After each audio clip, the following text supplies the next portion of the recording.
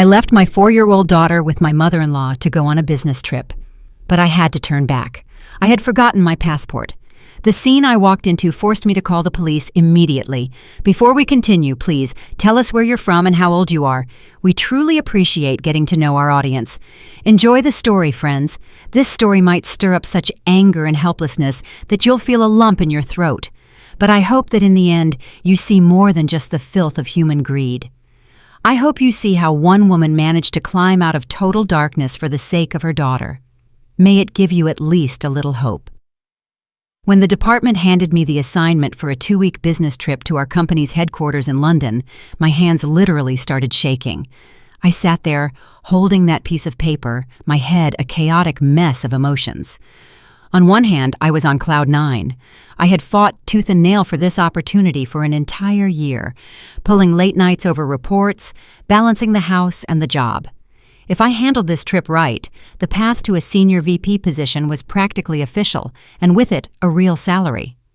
We could finally move out of our cramped 2-bedroom condo into a proper house so my little girl, Nyla, wouldn't have to run from corner to corner, but would actually have space to play and grow. It felt like the dream was finally within reach. But as you know, all those bright thoughts immediately hit a heavy, stone-like realization. I'm not just an employee, I'm a mother and a wife. Nayla had just turned 4. Her daycare was closed for the summer, so I couldn't just leave her with the teachers. My husband, Malachi, was currently working on a massive high-rise construction project down in Miami, and he wasn't scheduled to be back for another 2 weeks. That night, lying next to my daughter and listening to her steady breathing, I put the assignment on the table and sighed heavily. That guilt, it's like warm rust, quietly eating you away from the inside. I felt like some selfish woman putting her career above her own child. The plan was simple. I'd call my mom, Elowen, in the morning. I'd ask her to drive up from rural Alabama to stay with Nyla. My mom has bad joints. Her knees flare up with the weather, and it's hard for her to move around too much. But in situations like this, she's all I have. I was almost settled on that idea. But that evening, there was a ring at the door. Persistent, the kind of ring you rarely hear. I walked to the peephole, looked through, and my heart dropped into my stomach. Standing in the hallway, surrounded by bags and boxes, was my mother-in-law, Odessa. Now, I have to tell you, she almost never visited just for fun. If she bothered to come up to our 12th floor unit, it was always for a reason, to check how I was running the house, to make sure I wasn't spending too much, or to see if I was wasting money at the salon while her baby boy was breaking his back on a construction site. 3 months ago, she'd caused a scene because I bought Nyla a dress for $80.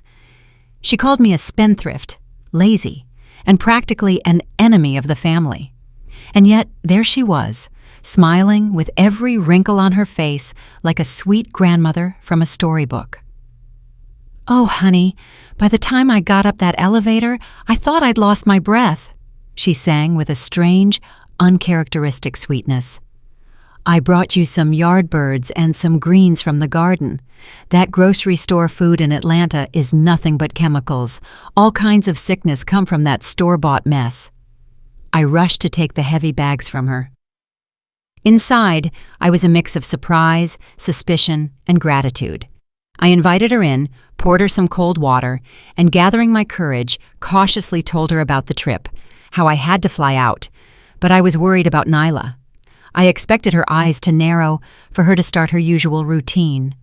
"A mother needs to stay home, not be jet-setting across the ocean. Career is a whim. Family is sacred." But Odessa put her glass down, slapped her knee, and said something completely unexpected. "What are you talking about, Kamari? You're worrying over nothing. Go, fly. These days, a woman's got to earn her own way, stand on her own 2 feet.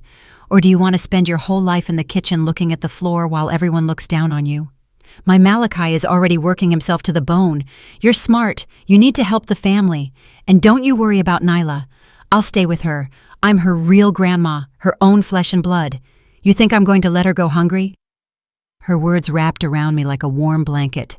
The stone that had been weighing on my chest all day felt a little lighter. I suddenly thought that maybe I'd been too judgmental, that I hadn't seen her true face, that I hadn't trusted her enough. Odessa rolled up her sleeves and headed for the kitchen, talking as she went. "Go pack your suitcase. I'll fix dinner. We're going to roast a good chicken tonight. You need your strength for that long flight. You've gotten so thin. They'll laugh at you over there in London if you look like a ghost." The evening was surprisingly warm. The aroma of roasted chicken with garlic and herbs drifted through the condo. The floor lamp glowed in the living room. There was a sense of almost perfect family comfort. Nyla, happy for the attention, climbed onto her grandmother's lap, leaning against her shoulder. Odessa stroked her hair with a gentle hand, a tenderness I hadn't seen from her in years. After dinner, while I was washing the dishes, Odessa called me into the room. She sat me down on the sofa and, lowering her voice, asked, "Kamari, aren't you scared to leave the place alone for 2 weeks? Times are dangerous. Thieves are smart now. They got tech. You have a safe, right? Malachi mentioned it. Important papers, cash, your jewelry. Maybe you should leave me the key or hide it where only you know, just in case someone breaks in and I don't know what to do." A chill ran through me at her specific questions. On one hand, it made sense. She was worried. On the other, she was being awfully specific. But I looked at her face. I saw nothing but care and genuine concern. And like a fool, I pushed the bad thoughts away. "This is my husband's mother," I told myself. "My daughter's grandmother. She wouldn't wish us harm." I smiled and answered calmly, "Don't worry. The safe only has the condo deed and some jewelry my mother gave me for my wedding. I'll keep the key in the bottom drawer of the dresser. I'll leave you a set of house keys so you can come and go as you need, if it's not too much trouble." I took $200 from my wallet and handed it to her. "Please, take this for the 2 weeks. Buy Nyla some treats, a toy, or some clothes. She likes warm milk at 9 o'clock. Don't forget to heat it up." Odessa's eyes flashed for a split second in a way that almost made me suspicious again. But she quickly tucked the money into her robe pocket and nodded. "Oh, you're overthinking it. I raised Malachi on my own. I don't remember him ever going hungry. I can handle Nyla. Now go get some sleep. You've got to be up before the sun." That night, lying between my daughter and the wall, listening to her soft breathing, I thanked God for such unexpected support. In the next room, I could hear my mother-in-law rustling around, settling in. I felt like, in my hardest moment, I wasn't alone. I didn't realize then that the sudden sweetness, the warm dinner, and the encouraging words were just a candy coating for a very cruel plan. At 5 in the morning, my alarm jerked me awake. It was still pitch black outside, with only a few streetlights peeking through the blinds. I dressed quickly and went to the kitchen. Odessa was already busy. The smell of fresh coffee and toasted bread filled the air. "Oh, you're up," she nodded. "Quick, shower and eat. Don't fly on an empty stomach. I already called a lift. It'll be here by 6:30. Hurry up or you'll get stuck in that I-85 traffic and never make it to Hartsfield-Jackson." I glanced at the clock. My flight wasn't until 9. It felt like we were leaving way too early. But I didn't want to argue. She was trying so hard to help. I got ready, grabbed my suitcase, and went to say goodbye to my daughter. Nyla was asleep, clutching her old stuffed bear. Her lips were slightly parted, her cheeks pink. She looked so precious it made my heart ache. I leaned down to kiss her, but Odessa appeared in the doorway and stopped me with a sharp, whispered tone. "Don't touch her, Kamari. Let her sleep. You wake her now, she'll start crying, screaming, clinging to you. You won't be able to calm her or yourself. Time's wasting. You're going to a plane, not a stage." She took me by the arm, grabbed my suitcase with the other, and practically pushed me into the hallway. I only caught one last glimpse of my sleeping Nyla, and something painful tugged at my chest. A vague, unexplainable anxiety crept in, like a shadow moving in the corner of my eye. But the rush, her hurried words, and the thought of the trip suppressed it. "Just 2 weeks," I told myself as the elevator descended. 2 weeks, and Mommy will be back with presents. Everything will be fine. The car pulled away from the curb, leaving our building behind. I watched the waking city of Atlanta through the window, feeling hope rise again. I imagined giving my presentation in the London office, the bosses praising me, returning home to a proud Malachi and Odessa. The driver, a man in his 50s, started chatting. "Heading out on business? I can tell by the suitcase. You're lucky. Young, professional. People like you are making moves these days. You'll be the boss when you get back." I smiled, standing a little taller. It felt good to be seen not just as someone's wife or mother, but as a person who had achieved something. At the international terminal, it was already crowded. I checked my large bag and walked up to the ticket counter. I greeted the agent, and she politely asked, "Passport, please." I calmly opened my bag, reaching for the navy blue cover where my passport always lived. And then, everything inside me went cold. My fingers felt lipstick, a power bank, a notepad, keys, everything but the passport. I dumped the contents of my bag right onto the counter. Makeup, chargers, pens, receipts. No passport. My head began to throb, my palms sweated, my legs turned to jelly. I remembered distinctly putting the passport on the dresser next to my perfume so I could grab it this morning. But in the rush, with the breakfast and her constant hurrying, I must have grabbed the wrong envelope. "You don't have it with you?" the agent asked sympathetically. "If you live nearby, you might have time to run home. We'll be checking people in for a while longer." With shaking hands, I pulled out my phone and dialed Odessa. I wanted to ask her to check the dresser, and if it was there, to send it immediately via a courier. A spark of hope remained. She'd pick up, say in her usual voice, "Here it is, don't worry," and it would all be okay. The phone rang and rang and rang. No answer. I hung up and tried again.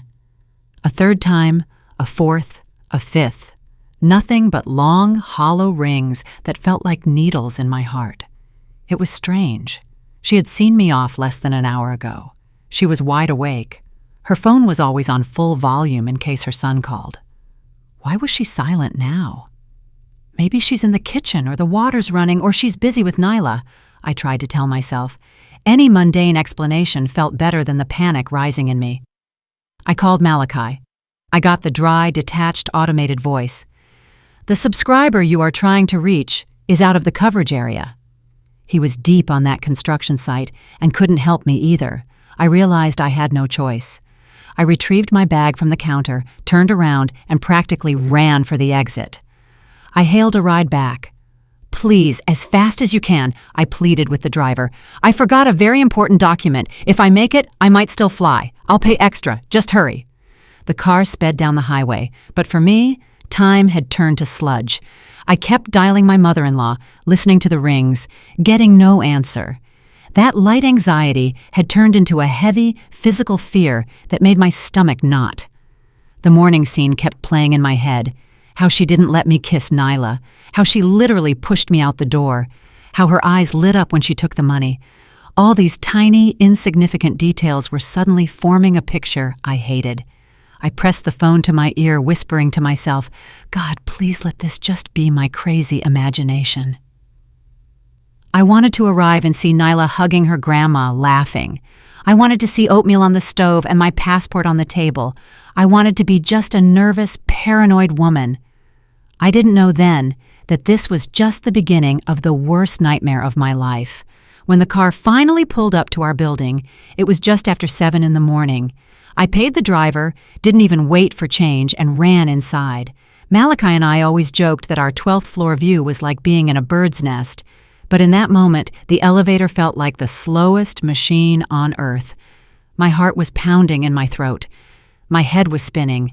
Just grab the passport, go back. There's still time.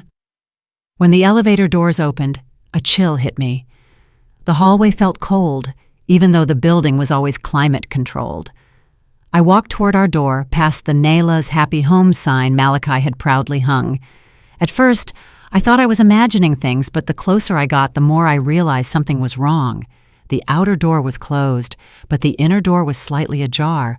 From that narrow crack, a strange sound drifted out, nothing like the usual morning routine. I tried to put my key in the lock, but the door felt like someone was bracing it from the inside. I pressed my ear to the crack and froze. There was a dull thumping inside. Heavy objects were being dragged across the floor. And over that, again and again, came a screeching, tearing sound. The sound of wide packing tape being pulled off a roll. That miserable, stretching whistle repeated over and over. My hands went cold. A second ago, I was thinking about my passport and my flight. Now only one thought hammered in my head. There are strangers in my home. And in that same second, I heard a man's voice. Rough, unfamiliar. Come on, move it, lady. I don't have all day. Be careful with that TV, it's new. If the screen cracks, I'm docking your pay. And what about that safe? Do you have the code, or do I need to call a guy to break it? My blood froze. This wasn't the hurried whisper of a thief afraid of being caught. This was the tone of a junk dealer discussing how to move merchandise. And then I heard another voice, a voice I'd known for years, the one that had spoken such sweet words to me last night, Odessa's voice. Yes, she's already gone, she snapped irritably. She's on a plane right now, but we still need to hurry before she changes her mind. Call someone else, let them take the sofa first. I don't care, just make it fast. You said yourself if I don't pay up on time, you're going to break my hands. I can't live with this fear anymore. I stood there, my forehead pressed against the cold metal, unable to believe what I was hearing. All her care, the chicken dinner, the support, it was all a performance. She had lured me out of the house so that, while I was gone, she could sell our belongings like old junk. But the most terrifying part was the silence. It was after 7. By this time, Nyla is usually awake, talking to her toys, running around. But behind that door, amidst the thumping and the tape, I heard no child's voice, no laughter, no crying, no footsteps. Nothing. I forced myself to take a deep breath, listened again through gritted teeth, and then, from the depths of the apartment, came a barely audible, soul-crushing sound. Not a loud cry, not a scream, but a muffled, choked moan, like a small animal trying to squeak while its mouth is held shut. The world went dark for a second. My first wild instinct was to throw myself against the door, to scream, to break in and get my daughter at any cost. But immediately after, a cold, sober voice in my head whispered, "There's more than one person in there. They're panicked, and my child is inside. If I burst in now, they might do anything to Nyla just to get away." I backed away from the door, almost tripping, and ran to the fire stairs. In the dim light of the stairwell, my shaking fingers pulled out my phone. I didn't even bother calling Malachi or Odessa again. No one there would help me. I dialed 911. My voice was breaking, the words were tumbling out, but I fought to be clear. "Please, I beg you, come quickly. People are in my apartment taking my things. And my child is there. My daughter, she's 4. I can hear her. She's crying, but she can't scream. I'm so scared. Please hurry." After hanging up, I sat right there on the cold stairs, my eyes fixed on our door around the corner. A fire burned in my stomach. My hands shook so much I could barely hold the phone. Every second felt like an eternity. In the hallway, the tape kept screeching and the furniture kept thumping. About 10 minutes later, I heard the elevator. 2 officers in uniform stepped out, followed by the building security guard. I jumped up and pointed to my door. "They're in there! They're in there and my child is there too! I can't hear her!" One of the officers held up a hand, signaling for me to stay back. He walked to the door and knocked loudly, with authority. "Police! Open up! We're doing a floor check!" Inside, everything went dead silent. The rustling, the thumping, the screeching, it all cut off like a plug had been pulled. In the silence, I could only hear my heart hammering in my chest. The officer knocked again, harder, his voice turning stern. "We know there are people inside. Open the door immediately or we will force entry." Silence. I stood behind the officers, clutching my chest, afraid to even breathe. I felt like if anyone moved in there, I'd hear it. But there was a deadly silence from my home. After the 3rd warning, one officer pulled out a tool while the others stepped aside. The metal door groaned, metal screeched. Then there were heavy thuds. They were breaching the locks. Within a couple of minutes, the metal gave way. The door swung open with a bang, then a short, precise kick to the inner wooden door, and it flew inward. I couldn't help myself. I flew into the apartment right behind the officers. The sight I saw was like a blow to my knees. They literally buckled. My home, the place we had furnished piece by piece over the years, where every object had its place, had been turned into a ransacked warehouse. In the living room, scraps of tape, torn cardboard, and ropes lay on the floor. The large leather sofa Malachi and I had saved up for was dismantled, leaning against the wall. The TV, the sound system, my work computer, all gone. Instead, the room was filled with large boxes taped shut, stacked on top of one another like strange tombstones. Nyla's toys were scattered and stepped on. A doll with a twisted arm, her plush bear, building blocks. All that childhood clutter covered in dirt and dust made my heart shrink. In the middle of this chaos stood Odessa and some broad-shouldered man with tattoos on his arms. My mother-in-law was pressed against the shoe rack. Her face was white as chalk. Her hands were trembling. The man was holding my designer backpack, the one where I sometimes kept cash and jewelry.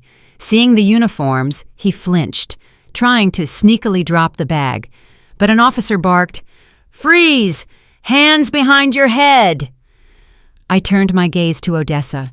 Yesterday, this woman was serving us soup, stroking Nyla's head, telling me, "You fly off, I'll take care of everything." Now, she looked at me with the eyes of a cornered animal, a mix of fear and self-pity. But I had no pity left, only a cold, dense hatred. And yet, that wasn't the main thing. I scanned the wrecked room, my head screaming one thing, "Where is Nyla? Where is Nyla?" My voice broke. "Where is my daughter?" Odessa looked away, hesitated, then hurried to mutter, "Nyla. Nayla went to the neighbors to play. I sent her next door to be with the other kids. Why are you screaming? A child doesn't need to see all this cleaning, so I took her over there." "Which neighbor?" I practically roared. "It's 7 in the morning! Which neighbor takes a child at this hour? If she's playing, why are her toys trampled all over the room?" I didn't wait for an answer. I shoved my mother-in-law aside and ran through the rooms. Living room, empty. Kitchen, no one. Bathroom, laundry room, silence. The only place left was our bedroom. I flew in there, stopping in my tracks, trying to figure out where to look first. The room was dim, the curtains still drawn, the bed overturned, the pillows tossed in a pile. It was clear they'd searched here too. I stood in the center, held my breath and listened. And then I heard it again. A faint, barely audible thud, like a tiny fist hitting wood. And that same muffled, choked moan I'd heard from the hallway. The sound was coming from the large walk-in closet where I kept the winter blankets and pillows. Everything inside me flipped. I lunged for the closet, throwing the doors open so hard they hit the walls. The scene I saw still comes back to me in nightmares. In the furthest corner, tucked among the piled-up blankets, curled into a ball, sat my little girl. Her hands were pulled behind her back and tightly bound with a phone charging cable. Yellow packing tape was wrapped several times around her mouth. The closet smelled of mothballs and dust. The air was heavy and stale. Nyla's eyes were huge, red from tears and terror. Her cheeks were wet, her hair stuck to her forehead. Seeing the light and seeing me, she squirmed, trying to crawl toward me. A muffled moan escaped her chest. The tape wouldn't let her scream. It wouldn't let her breathe properly. "Nyla. Nayla, baby." I broke into a whisper, practically falling into the closet, wrapping my shaking arms around her. My fingers wouldn't cooperate, but I grabbed the edge of the tape and pulled.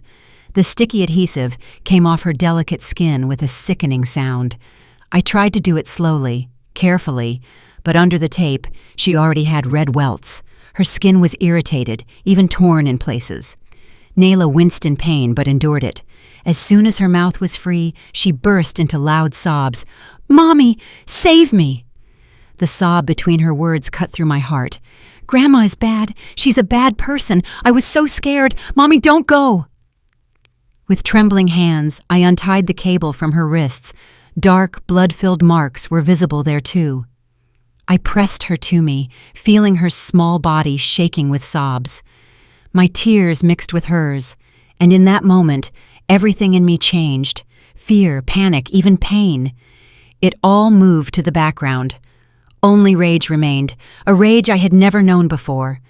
I picked Nyla up, held her to my chest, and carried her into the living room. I sat her on the one piece of the sofa that was still upright and wrapped her in a throw blanket. She gasped for air, sobbing. But the main thing was, she was alive. She was with me. In that moment, out of the corner of my eye, I saw that tattooed man moving toward the door, clearly hoping to slip past the officers while everyone was occupied with the child. Something snapped. I set Nyla down and stepped in front of him. He tried to push me aside, muttering, "Move it, lady, don't get in the way." But I wasn't hearing him. I gathered every ounce of strength I had and slapped him across the face with everything I had. A sharp, ringing sound echoed through the room. He was stunned, frozen with his hand out. "That's for my daughter, you piece of trash," I spat in his face. "How did you even dare touch her?" He flinched, his hand going up like he was going to hit back. But the two officers immediately grabbed him, pinned him to the wall, and wrenched his arms back. A second later, cold handcuffs clicked around his wrists. Seeing this, Odessa started a performance. She collapsed onto the boxes with a groan, wailing, slapping her thighs. "Oh, the misery! Why am I being punished like this? What did I do? Just a couple of old sofas and some tables? And now the police? Handcuffs? Why are you sending me to jail, Kamari? I did it all for you, for the family."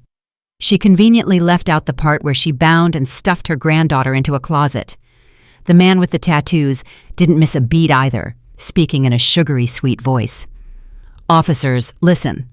I'm just a guy who runs a pawn shop and estate sales.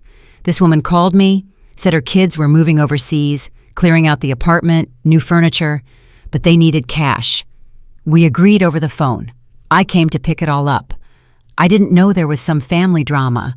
I do things by the book. I pay my taxes. It was all legitimate." I stood by the sofa, hugging Nyla, listening to these pathetic lies. It wasn't even funny. It was sickening. "Don't you dare believe a word they say," I said firmly to the officer who was taking notes. "This condo is in my name and my husband's name. This woman has no right to sell anything from here.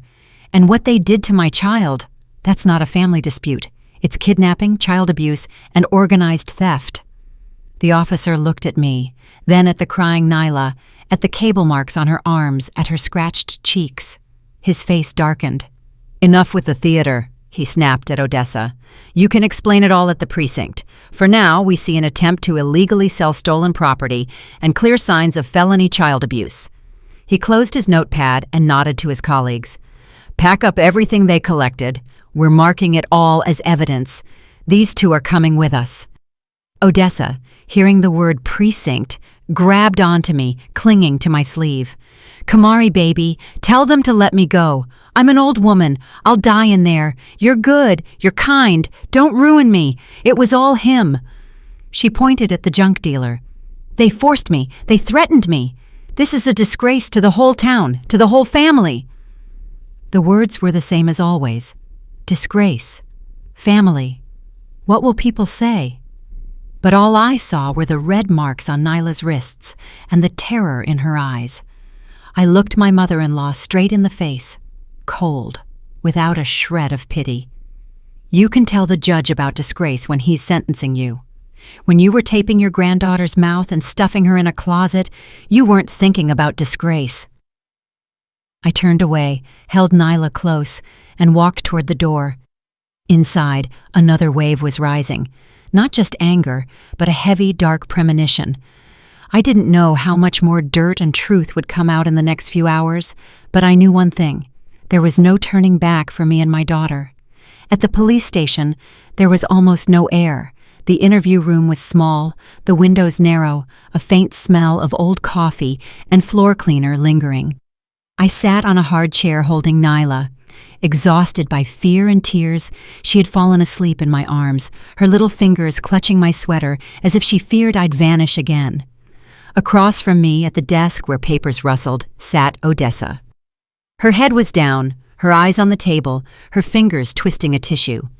The man with the tattoos had been taken to another room. For a while, the only sounds were doors slamming elsewhere, a printer whirring, and the duty officer typing. My head was humming. I just want Nyla never to experience anything like this again. I don't want this burned into her memory forever. After 30 minutes, the door opened, and the lead officer stepped in. He had a thin file in his hand. He sat down near me, looked at Nyla, then at Odessa, and said calmly but sternly, "Well, Ms. Odessa, your friend already told us everything." She snapped her head up, her lips trembling. "He's lying! He wants to blame me! I'm a poor pensioner! They used me!" The officer didn't blink. This poor pensioner was the one who called him, right? He opened the file and pulled out several sheets, and here in the phone records, it shows you were the one who reached out first. You called him, then spent 2 weeks messaging him, sending photos of the furniture, rushing him to come as early as possible. Odessa turned even paler. I just wanted to sell a few old cabinets," she croaked.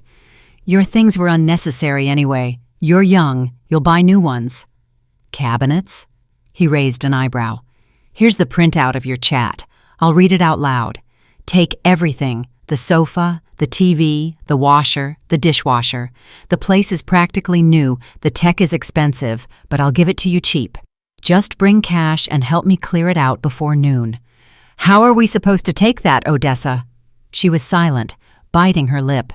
"And this isn't from the chat." The officer pulled out another sheet. "This is from your phone and computer, your browser history, how to quickly pay off gambling debts to collectors online without a passport. What happens if I don't pay payday loans? And here's the amount, approximately $4,000 in debt to an illegal offshore online casino."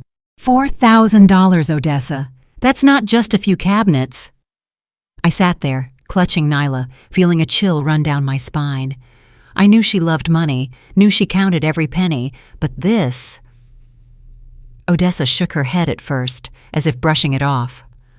"Who knows what people are searching for on the internet? It's all fake."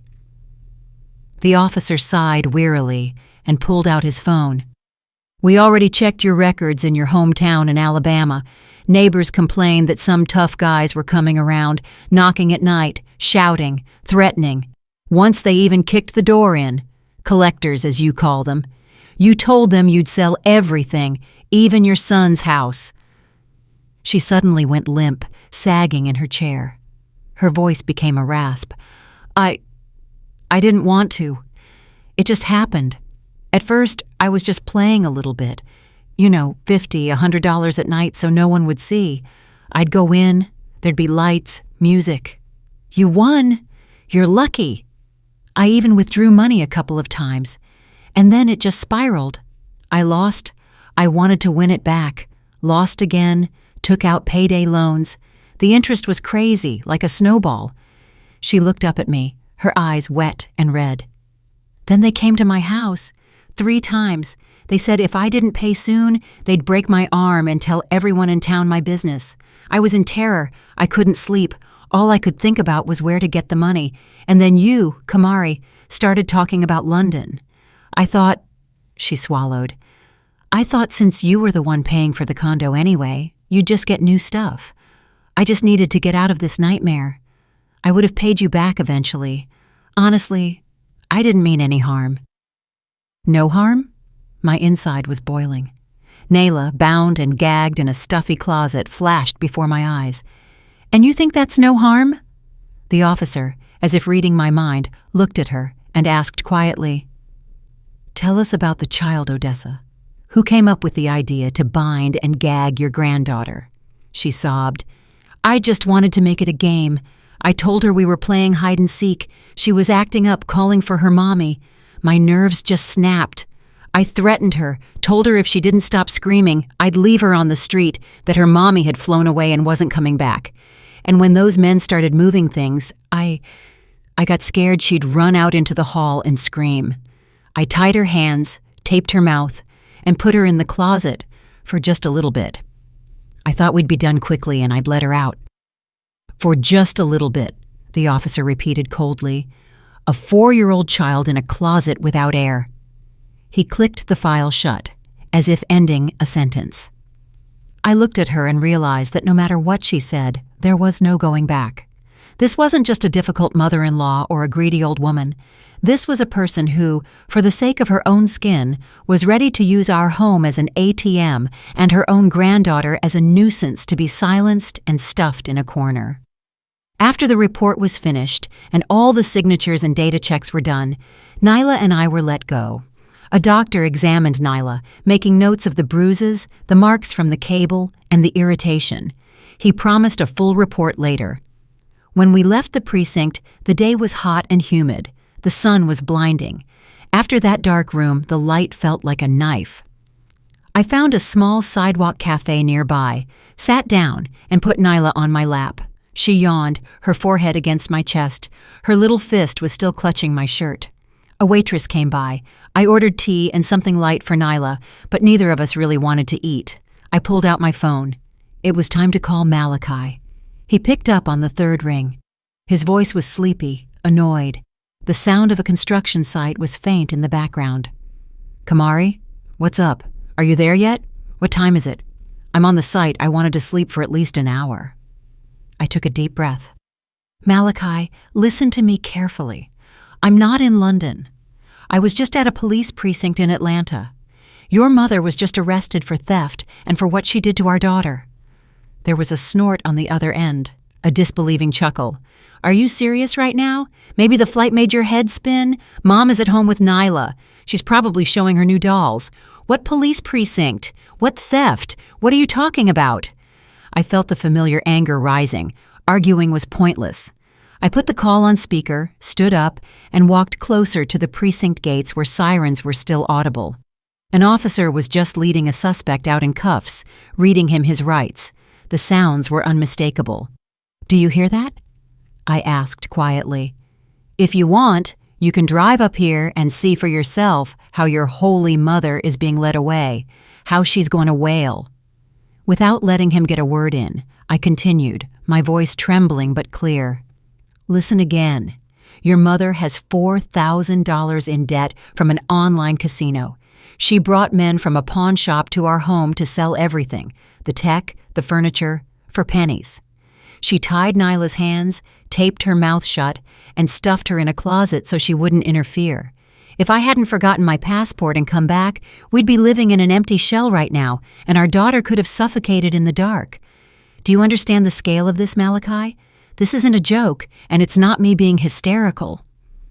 A heavy, suffocating silence hung on the other end. Then he rasped, "Kamari, is this true? This isn't some kind of show?" "Believe what you want," I replied. But I saw it with my own eyes. And Nyla's going to be jumpy every time she hears a sound from a closet for a long time. I squeezed the phone so hard my fingers turned white. "Get here, right now. Come see for yourself. And remember, this time I'm not smoothing it over or keeping it in the family. This time I'm going all the way." He spoke quickly, frantically. "Wait, Kamari. Don't be hasty. I'll try to get time off. I'll get the first flight back. As soon as I'm there, I'll come to you. Just please, don't sign anything yet. Wait for me, okay? We're family after all." The word family sounded so hollow it made me physically sick.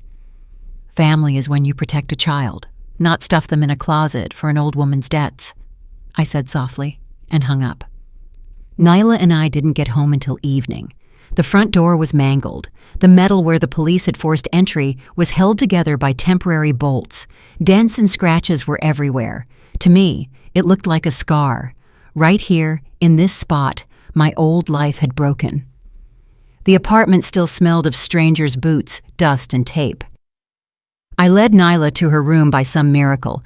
The junk dealers hadn't made it in there yet. Her toys were on the shelves, her bed untouched. I undressed her, carefully lifting her pajama sleeves.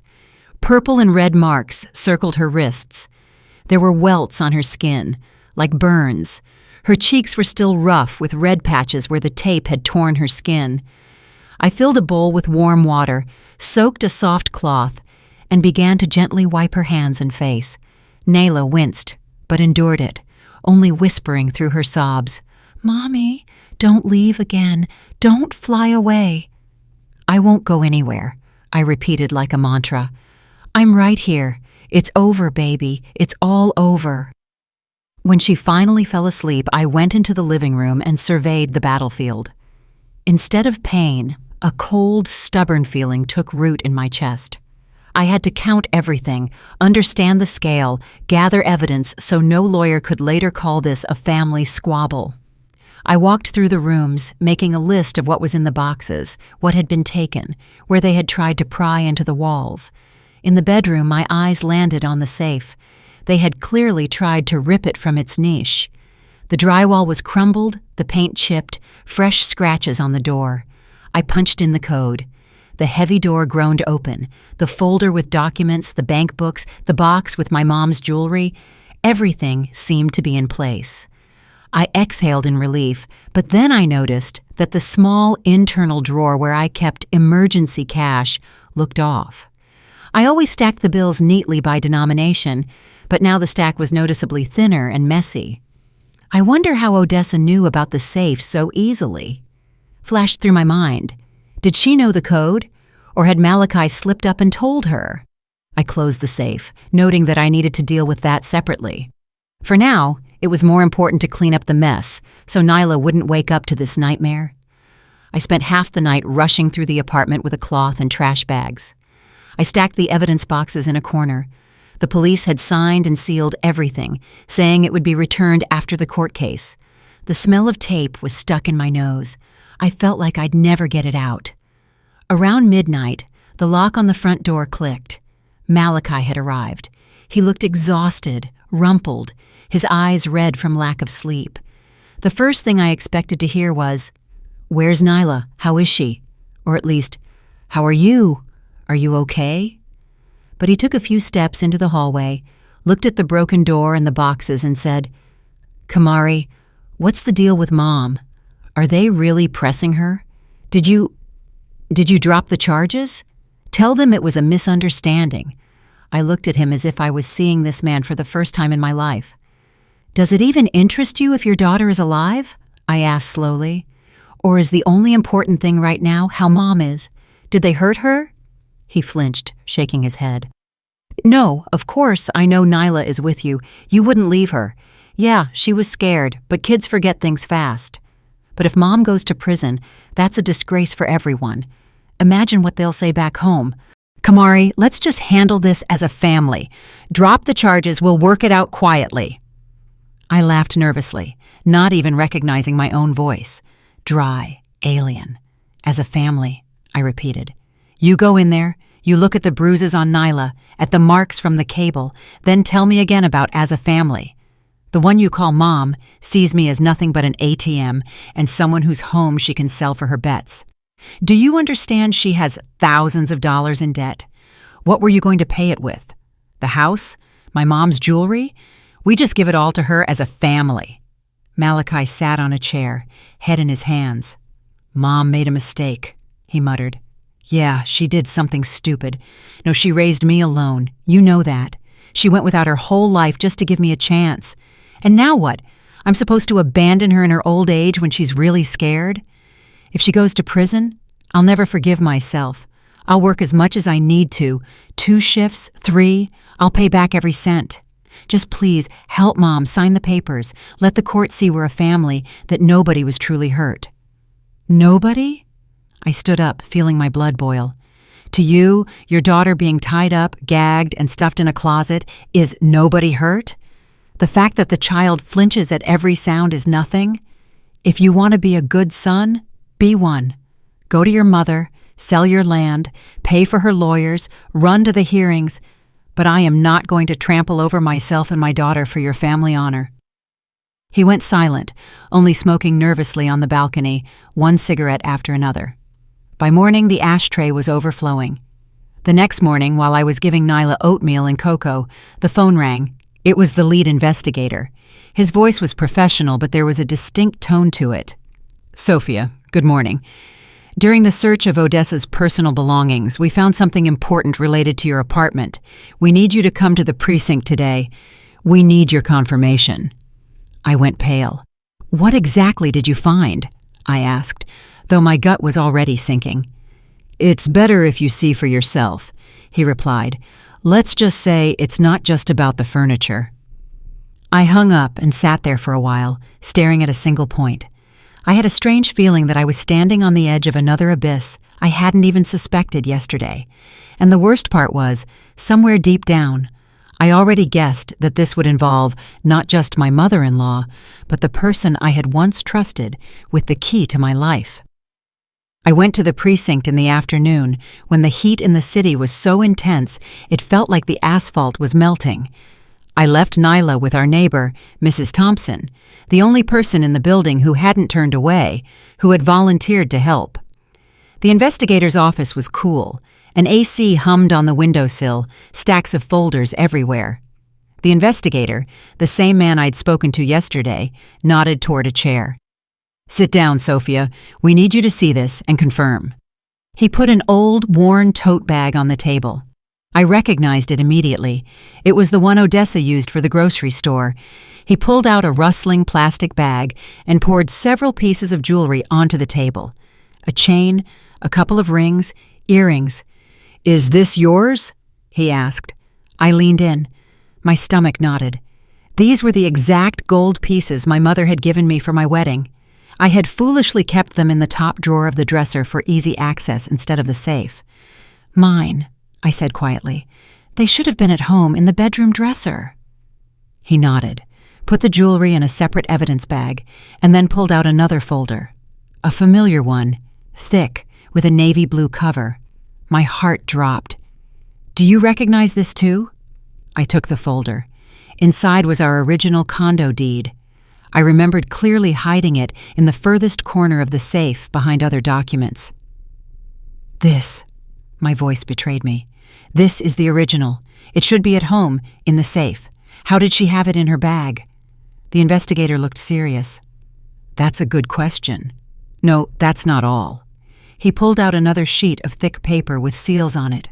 He pushed it toward me. "Please, review this." I took the paper. At the top, it clearly said, "Power of Attorney." Below that, "I, Sophia Kamari, and my spouse Malachi, hereby authorize Odessa." And then the text, "To sell, exchange, mortgage, refine, and perform any transactions with our apartment." At the bottom were two signatures, mine and Malachi's, but they weren't our signatures. They were crude, clumsy copies, though somewhat successful fakes. My head started to spin. "We never signed this," I whispered. "Never. I've never even seen this text." The officer nodded. "We already questioned the notary whose seal is on this document. The seal is forged, the signature too.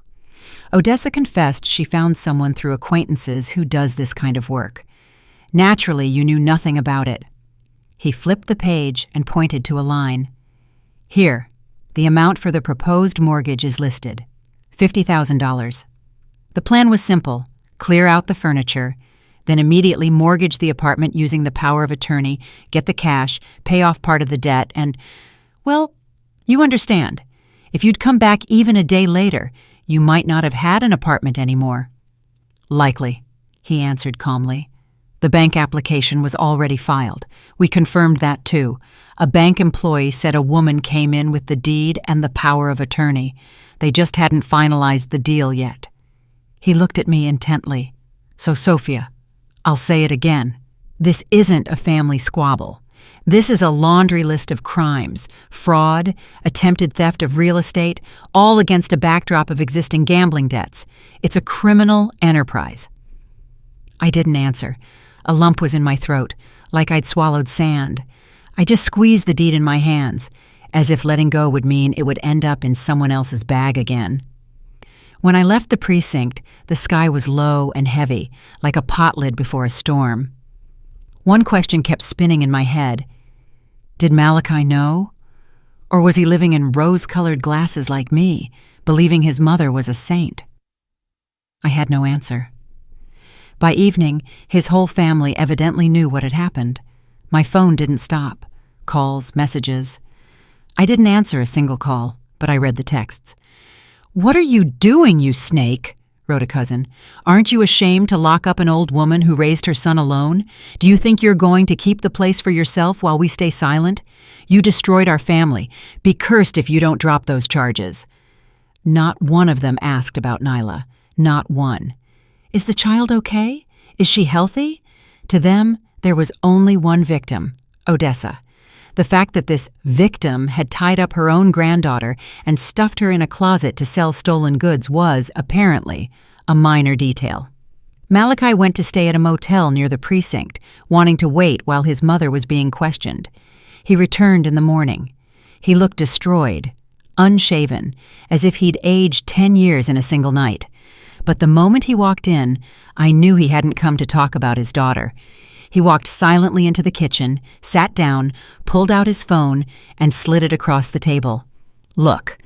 On the screen was a message from his uncle, the one who owned the big farm back home, the one everyone respected.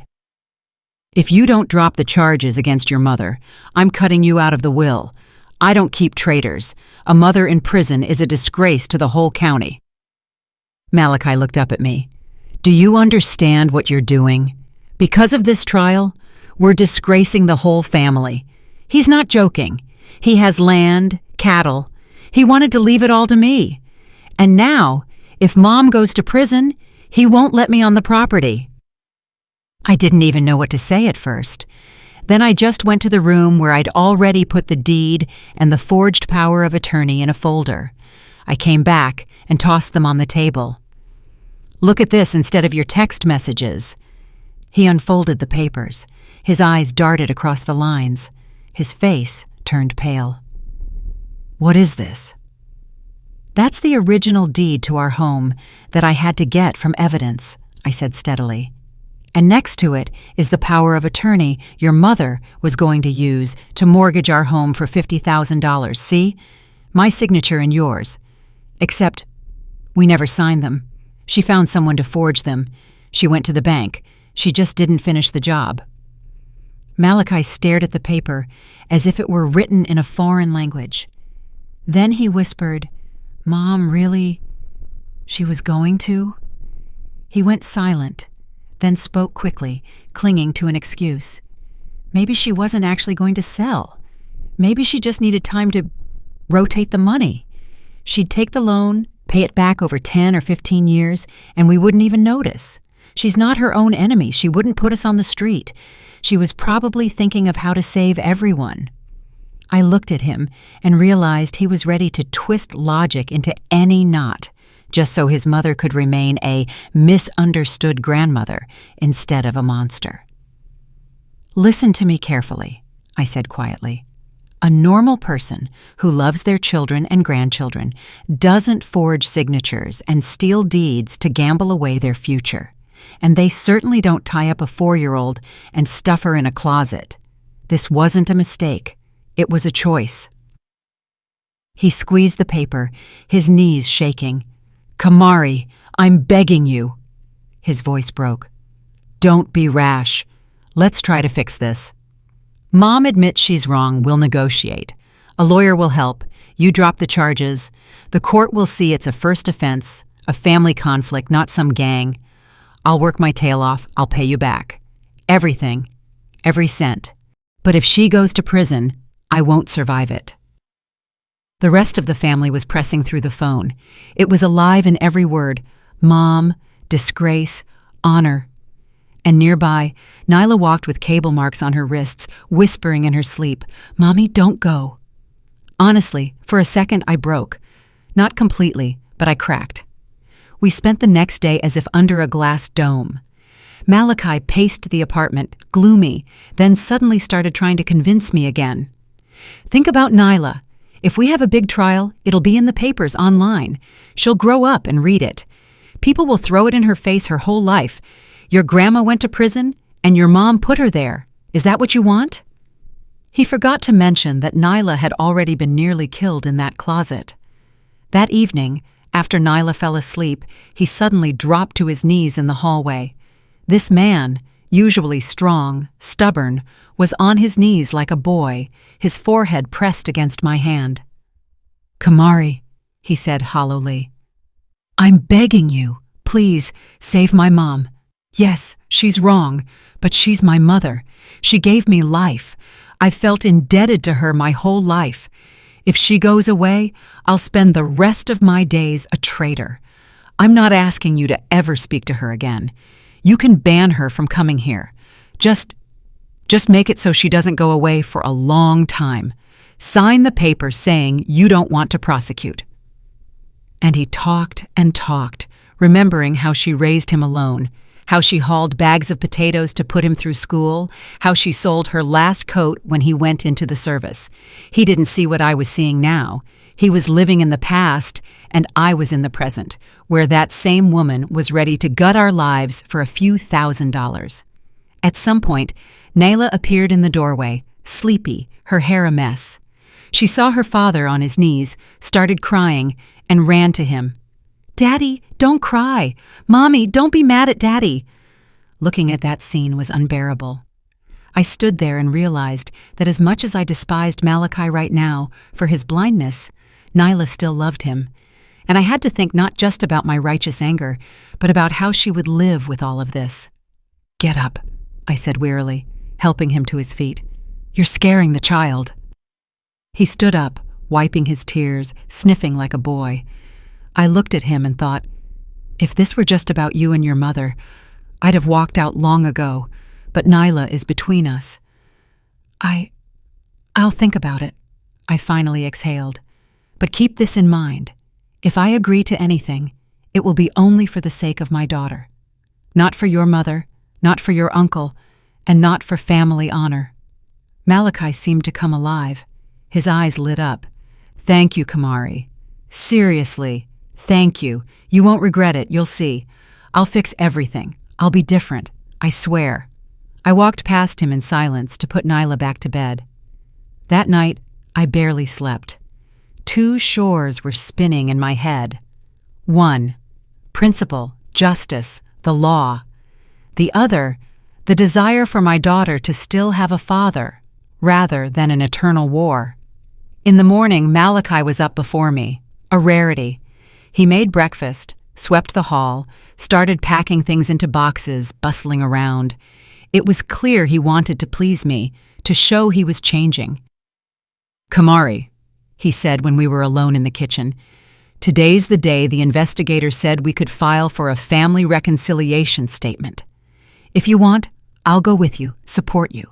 Just write it while you're in the mood. We need to get the wording right." His words pressed on me like a slab of stone. I sat at the desk, took a sheet of paper, stared at the blank line for a long time, then finally started writing, "I, Sophia Kamari, being the daughter-in-law of Odessa, confirm that material damages will be reimbursed. I have no further claims.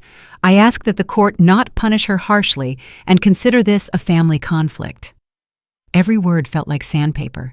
It felt like I was personally crossing out the night in the closet, Nyla's bruises, and my own right to be safe.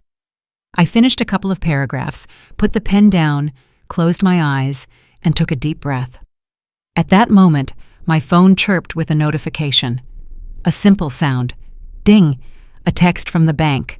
I reflexively reached to see what it was, an ad or some info service. The screen showed, "A purchase of $300 has been made from your card. Store, Golden Diamonds Jewelers. Time, 09:15 a.m. I froze, staring at the numbers. I didn't immediately grasp why it stung so hard. It wasn't just the money. It was the beginning of a thread that, when pulled, would reveal just how deep the rot went in our family tree. I sat there for a while, staring at the screen, as if the simple phrase, "a purchase of $300 couldn't reach me. Then I slowly looked up. Malachi was busy with a mop in the middle of the room, diligently moving it back and forth, playing the role of the model husband. "Malachi," I called softly, not recognizing my own voice. "Please give me the card I gave you, the family one." He flinched, stopping the mop.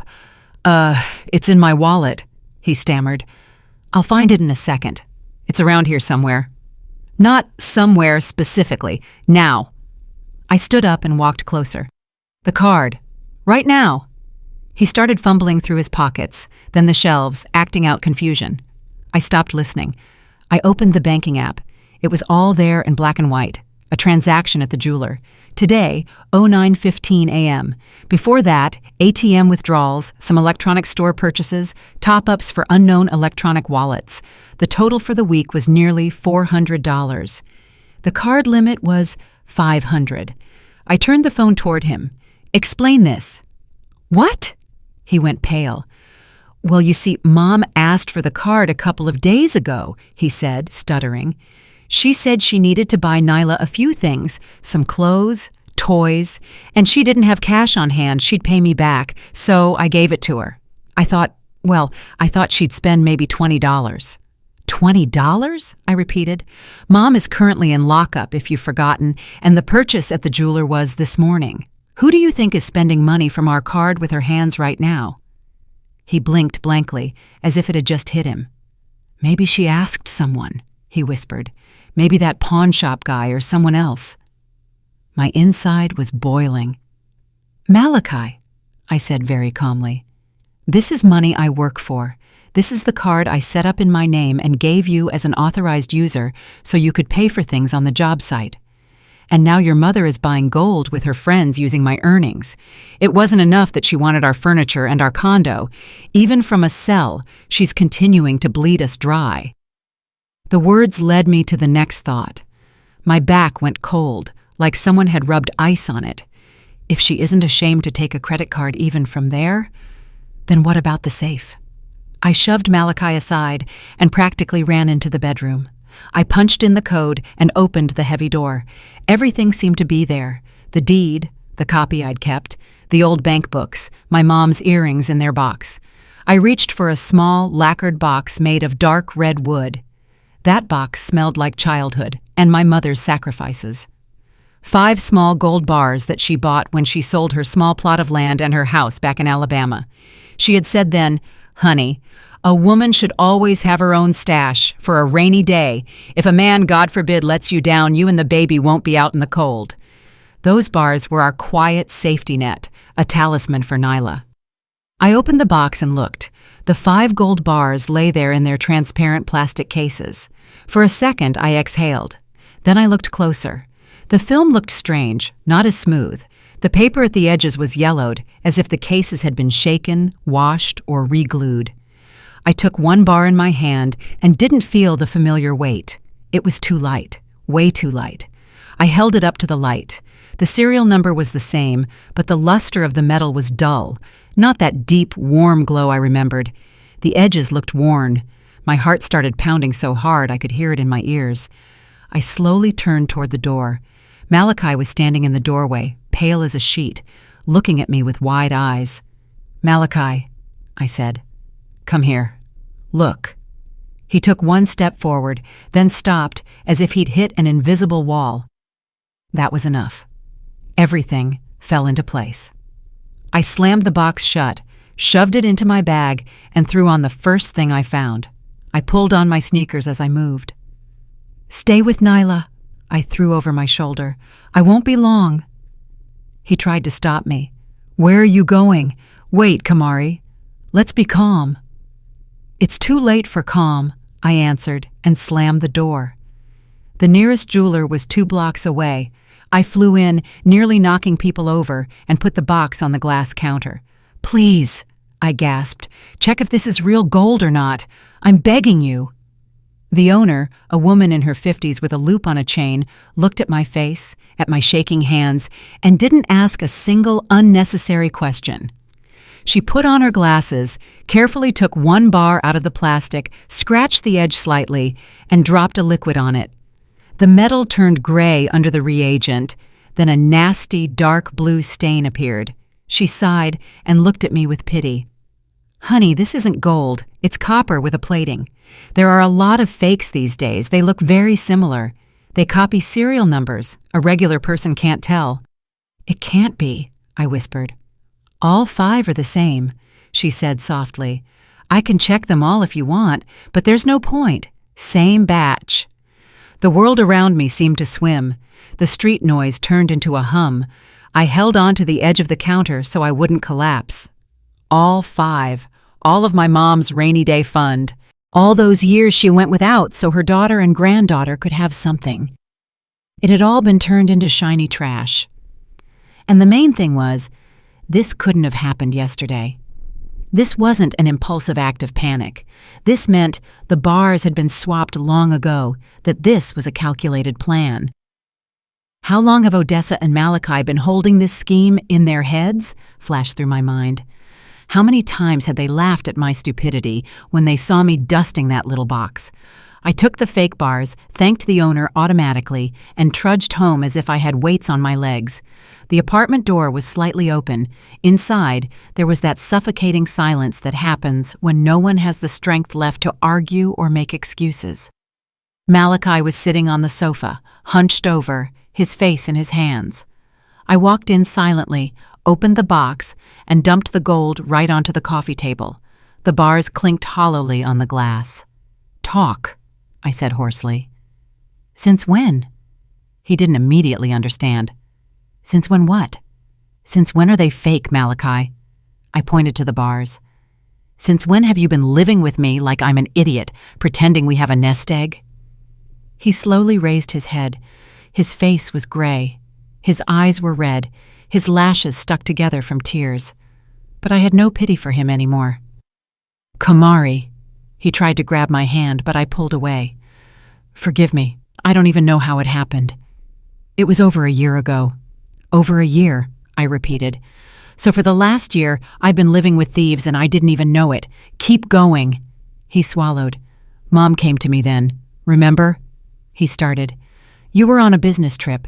She called me at night crying, said she had a debt from those bets, from the illegal casino, and if she didn't pay $4,000, she'd end it. The shame would be too much. I was scared. I knew you'd be against it if you knew. She swore she just needed to rotate the money for a couple of months, that she'd sell the farm equipment, the land, something. She'd pay it back.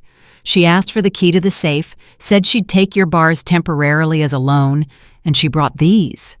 He nodded at the fakes. "She said, in case you ever checked, you wouldn't suspect. I fell for it, Kamari. I thought I was saving her." "And since then, she lost it all, right?" I asked softly. "The bars are gone, the debts didn't end. But the two of you have been living on someone else's dime for a year and a half." He shook his head, muttering, "I wanted to earn it back. Honestly, I took extra shifts, side jobs. I hoped to put it all back in the safe and pretend nothing happened, but every time I brought her something, she was already into new debt. I didn't know how to get out." I looked at him, and I felt more than just indignation. I felt disgust. "Do you know what those bars are?" I asked. "That's the money my mother spent her whole life saving. While you and your mom were going to restaurants, my mother went without so she could save. She sold her home just so that when I married you, I wouldn't feel like I had nothing of my own. That was her hands, her legs, her health, packed into those 5 pieces of gold, and you and your mother decided it was a convenient wallet for your gambling." Malachi dropped to his knees again, grabbing at my dress. "Kamari, I'm guilty, I know," he almost sobbed. "I'm a fool, a weakling. I didn't see in time that Mom was sinking. All I could think about was how to talk her out of hurting herself. I lived in constant fear she'd do something. I wasn't thinking, I swear. Give me a chance to fix it. I'll work 3 jobs, I'll return the gold and everything you lost. Just don't break the family." I pushed him away with my foot. His sobbing was repulsive to me, like the complaints of a drunkard who swears to quit every time and then goes right back to the bottle in the morning. I walked to the table where the unfinished reconciliation agreement lay. I took it, looked at the lines. No claims, family character, no harsh punishment, and slowly, deliberately tore it in half. Then again and again, I crumpled it and threw it in the trash.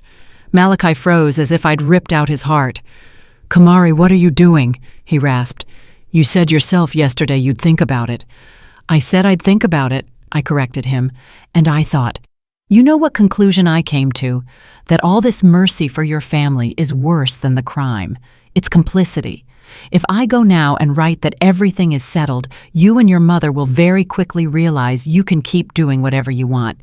Next time, it won't just be the safe. Maybe you'll have me and my child in court for your debts. No, Malachi, enough. I went to the room, turned on the computer and the printer. The whirring of the printer felt like the sound of a massive machine of fate finally moving into place. 5 minutes later, I returned to the living room with 2 fresh sheets, laid them on the table next to the fake gold bars. At the top, in bold letters, "Petition for dissolution of marriage." "Sign it," I said calmly. "I can't live with people who steal from me and smile to my face. You chose your mother's side. That's your right. I'm choosing my daughter's side. I need to get Nyla out of this swamp." He grabbed the paper, scanned it, and turned red. "Divorce?" he yelled. "Are you serious? You want to destroy a family over this stuff? I got on my knees. I apologized. I said I'd return it all. Have you gone crazy?" "The family ended the moment your mother taped our daughter's mouth and stuffed her in a closet," I replied, no longer holding back. "When you gave her the key to the safe and then stayed silent for over a year while you both decided my mother's money was your cash register, don't you dare tell me what a family is." He was breathing hard, clutching the papers in his fist. Something dark flashed in his eyes. "Fine," he spat. "You want a divorce? You'll get a divorce. But you won't take Nyla. Nyla is the beloved granddaughter in our family, and I won't let some woman who sent her own mother-in-law to prison raise her alone. I'll file a countersuit for full custody. We'll see who the court trusts with the child." I laughed in his face. "You're in debt up to your ears, tied to your mother's loans and her gambling, with a mother in jail for fraud and child abuse.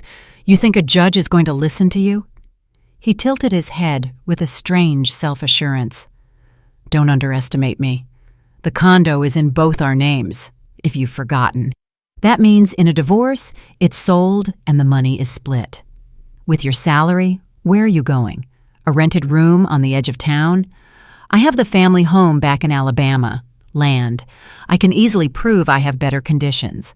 Fresh air, a yard, grandparents to help." He paused and added, stabbing every word like a needle. "And then there's you, the woman who jailed her mother-in-law. I'll put the whole story online, on the forums, in the groups. I'll write how you grabbed the condo for yourself and framed an old woman to get rid of her. You think people will take your side? Every mommy blogger will curse you for putting a grandma in jail. Are you ready to live with that stigma?" His threats were like a cold shower. I suddenly saw clearly how he would use everything: the child, public opinion, his family roots, anything just to avoid admitting the obvious. "You're a piece of trash," I said calmly, without screaming. "Truly." "I don't care what I am," he snapped. "If it saves my mom." He shoved the chair away, went into the bedroom, and slammed the door. From behind the door, he yelled, "Think about it, Kamari. You still have time to drop the charges. Otherwise, I'm not responsible for what happens or for whether you'll ever see your daughter again." The living room suddenly felt cramped. I sat down, holding my head in my hands. Yes, I understood half of his threats were bluff and a desperate attempt to scare me. But the other half could become a reality. Court, custody, endless hearings, lawyers, dirt on the internet, and all of it with Nyla, who had already suffered so much. From the bedroom came the sound of my daughter's breathing. She was turning over in her sleep, sometimes sobbing, as if still fearing that closet. I quietly went to her, lay down next to her, hugged her, and pressed my nose into her hair. "It's okay, Nyla," I whispered into the darkness. "Mommy's gonna fight. No matter how hard it is, I won't give you to anyone. Not to that woman, not to your father's family, no one." And in that moment, I already knew Malachi wasn't joking. He was truly ready to go to any length, even dragging me through the mud across the internet just to get his mother out. And that meant I would have to go to the end too. Only now, it wasn't for their honor, but for my daughter. The next morning, everything happened exactly as I expected. I had just poured my tea when a notification popped up on my phone from a popular parenting forum I'd joined when I was pregnant. The headline was screaming, "Evil DIL frames mother-in-law to steal apartment and sends her to prison." I opened the post with a cold curiosity, as if reading someone else's story. But the further I read, the more I felt sick. In an anonymous post, kind people wrote that a poor elderly woman had come to the city to help with her granddaughter and clean the apartment and accidentally broke something. The daughter-in-law, dreaming of the apartment and freedom, accused her of robbery, called the police, and literally forced the old woman into jail. Not a word about the closet, the tape on the child's mouth, the safe, or the forged documents. Instead, it was full of phrases like, "And she raised her son alone. This is what greed does to young wives, a snake in the grass." Below, there were already hundreds of comments. "This is why you never let a mother-in-law live with you. The son needs to take the child away from a mother like that immediately." I can imagine the poor grandma crying in her cell right now. I sat there reading, feeling like I was being covered in filth in front of a full stadium. The first tears were starting to come, not out of hurt, but out of an endless exhaustion. But I didn't let myself cry. I just put the phone down, went to Nyla, saw her sleeping with her hand under her cheek, and realized I didn't have time to cry. 30 minutes later, I was at my laptop. I opened the same forum and wrote a long post. No hysterics, no poor me, just facts. First, a photo of Nyla's hand with the cable bruises. Next to it, the doctor's report. Multiple hematomas from compression, marks from wrist binding, skin irritation from adhesive base. Then, a screen grab from the hallway cameras that the building management had kindly provided to the police. The footage showed the tattooed man and Odessa hauling boxes, the TV, and the tech. Nyla was nowhere to be seen. Then, a photo of our deed and that forged power of attorney with our clumsy signatures. I gave a short explanation that with this paper, my mother-in-law was already preparing to mortgage our home. At the end, I wrote only one thing. I am not asking for pity. I don't need it. But when you read the next story about an evil daughter-in-law, ask yourself, why is the child covered in bruises while the grandmother has forged documents, and who is the one you should truly be pitying? I hit send, shut the laptop, and went to make soup. A few hours later, my phone was ringing off the hook with notifications. The readers who were ready to eat me alive this morning were now writing something else entirely. "Poor baby, what a trauma. A grandma putting a kid in a closet? She's a monster. The husband is a wet rag. The mother-in-law is a criminal. Hold on, OP. You're brave for speaking out. Screenshot everything and take it to court. Don't you dare forgive them." The original post with the lie about the evil daughter-in-law soon vanished. Apparently, Malachi realized his information war had backfired. But the train had already left the station. People had seen the other side, and the evidence was too clear. By evening, the calls from acquaintances and neighbors began. Quiet Mrs. Thompson from the 12th floor said with a trembling voice, "Honey, I saw them hauling those boxes through my peephole. If you need, I'll come to court and tell everything. A granddaughter like Nyla doesn't deserve a grandma like that." An elderly man from the building confirmed he'd heard a child crying, then the sound of tape, and Odessa arguing in the hall about the price of the sofa. People who had only ever said hello in the elevator were suddenly on my side. Then I realized that public support alone wasn't going to be enough. I needed a professional. A few days later, I was sitting in the neat office of a female attorney. She was about 45, with a sharp haircut, a professional suit, and a direct gaze without any sentimentality. I told her everything, from the closet to the fake gold. I laid out the documents, the photos, the form printouts, and the bank statements. She listened intently, occasionally asking clarifying questions. Then she took off her glasses, wiped them, and said, "Sophia, this isn't a family conflict. No matter what they try to tell you, this is a chain of criminal felonies, and luckily you've documented everything." She started listing the points calmly, without emotion. First, binding a child, taping her mouth, and locking her in a closet. That's kidnapping and child abuse. plus a violation of child protection laws. Second, removing furniture and tech from your home. That's grand larceny or fraud, depending on the filing. Third, the forged power of attorney. That's mortgage fraud on a major scale, forgery, and attempted theft of real estate. Fourth, your card. The gold purchase and cash withdrawals without consent. That's credit card fraud. She paused for a minute, then added, and that's just the mother-in-law. For the husband, that's a separate conversation. I tensed. Malachi? What about him? If we prove he knew about the swap of the gold bars and that he personally gave her the key to the safe, she said calmly, that's at least complicity in fraud or hindering an investigation. In any case, in a civil divorce and custody case, his position is very weak. I felt simultaneously terrified and a little more at peace. Terrified by how far it had all gone, and more at peace because finally there was someone next to me who looked at this not as a relative but as a lawyer. I sighed. I want to take this all the way, the criminal case and the divorce. I can't live like nothing happened. She nodded. Then we'll sign the representation agreement. I'll take both cases. But you have to be ready. There will be dirt, pressure, tears, and pleas. They'll try to guilt you 100 more times. How could you? A mother-in-law in jail?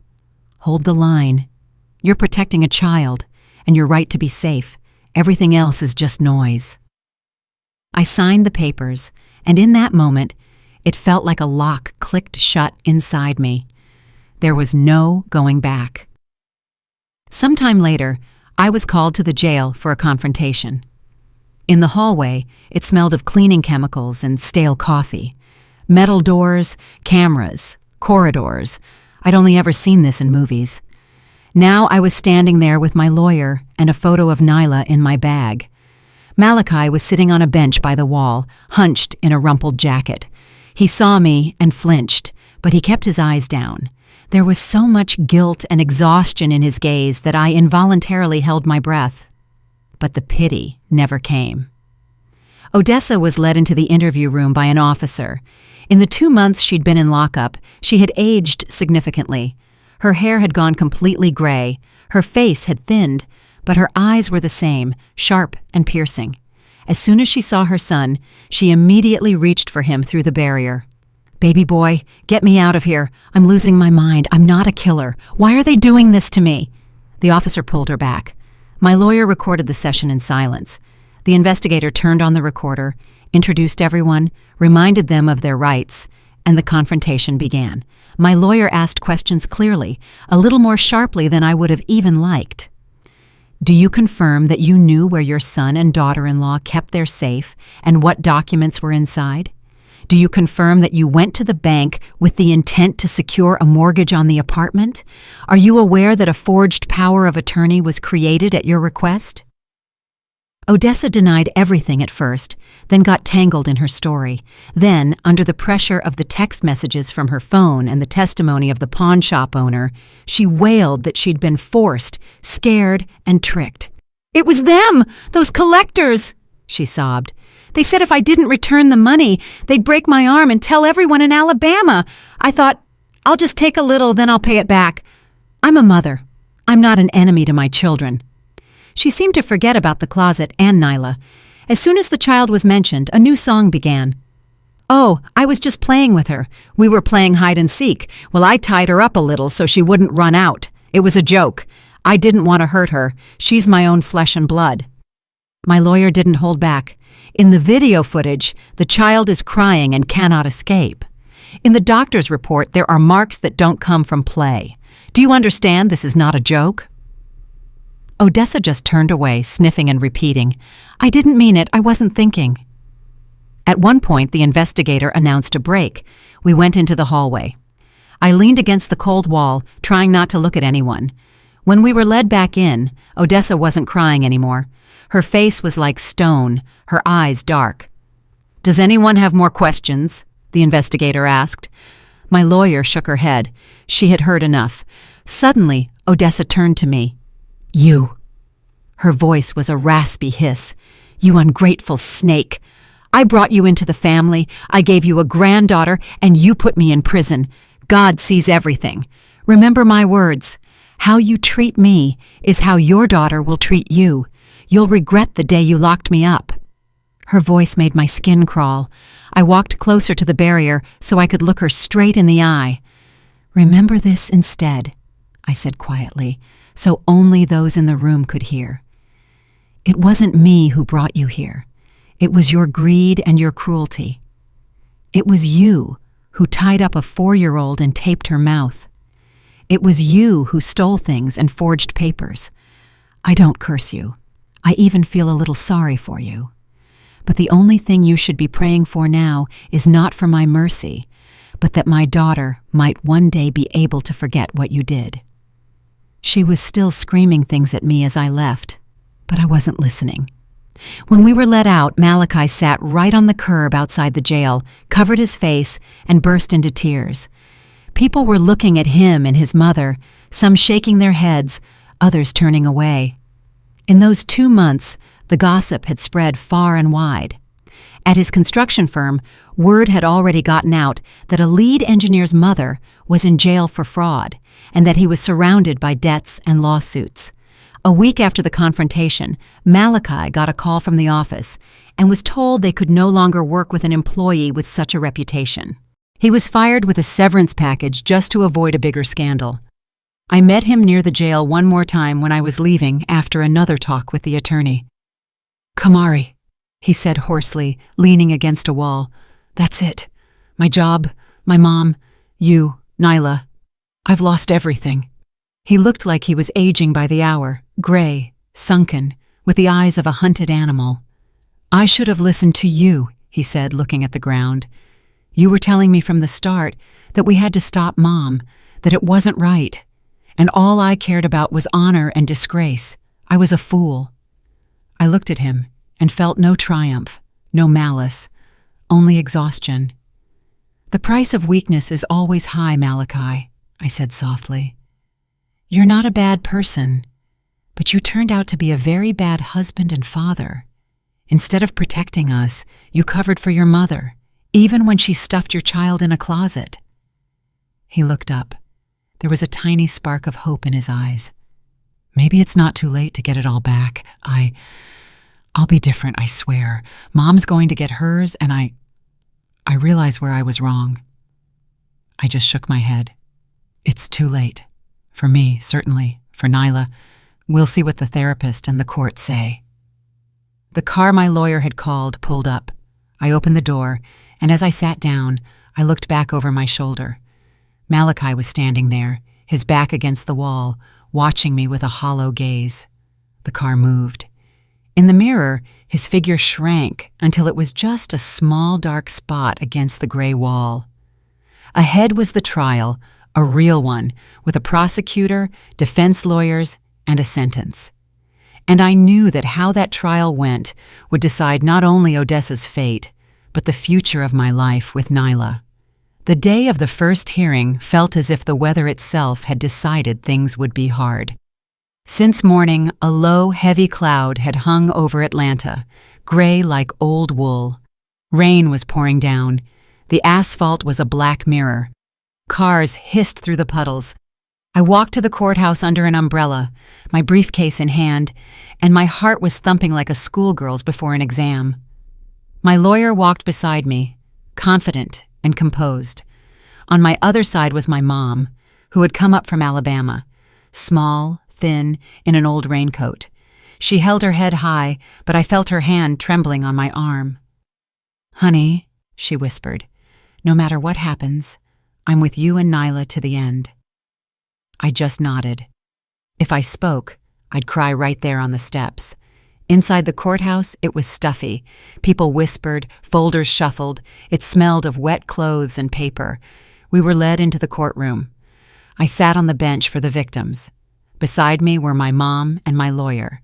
In front was the judge's bench. To the right was the defense, to the left, the witnesses. Everything was like the movies, only this wasn't a film you could rewind. Odessa was brought in by officers. In those 2 months, she had aged 10 years. Her hair was white, her shoulders slumped. She was in a simple gray jumpsuit that hung off her. She tried not to look up, especially not toward us. Malachi sat separately on the witness bench. His hands were clenched, his face was gray. In the gallery were his relatives, the ones who had sent me curses. Now they sat quiet as mice, eyes averted. The hearing began. The judge read out the charges, the episodes. The dry words sounded like a sentence themselves. Grand larceny, attempted real estate fraud, kidnapping of a minor, felony child abuse. Then the prosecutor was given the floor. He stood up, unfolded his papers, and in a calm but sharp voice began to lay out the nightmare we had lived through. How Odessa had prearranged things with the pawn shop owner, how she rushed him to clear the place out while I was supposedly flying away, how she showed him our deeds, claiming she had full right to the apartment, how she sent photos of the TV and furniture, writing, "Take it all, I need the cash now." How a week before that she had searched online for how to forge power of attorney and how much can I get for a home mortgage. It was all there in the records, her phone, her search history, and now it was being read out loud in front of a full room. Next, the pawnshop owner and his associate testified. Both were already facing their own charges and clearly wanted to lighten their load. "Your Honor," the owner said, wiping sweaty palms on his pants, "I've been in the estate business for years, but this woman called me herself, said her daughter-in-law had run off and abandoned the family, that she had to sell the stuff before the place was taken. I said no at first. The stuff was new. It was clear people lived there. No, she begged me, said she had the deed in her hand. She was the boss, she said. She promised it all for pennies, just to move it fast. And then she bragged that as soon as the furniture was out, she was taking the papers to the bank." A murmur went through the room.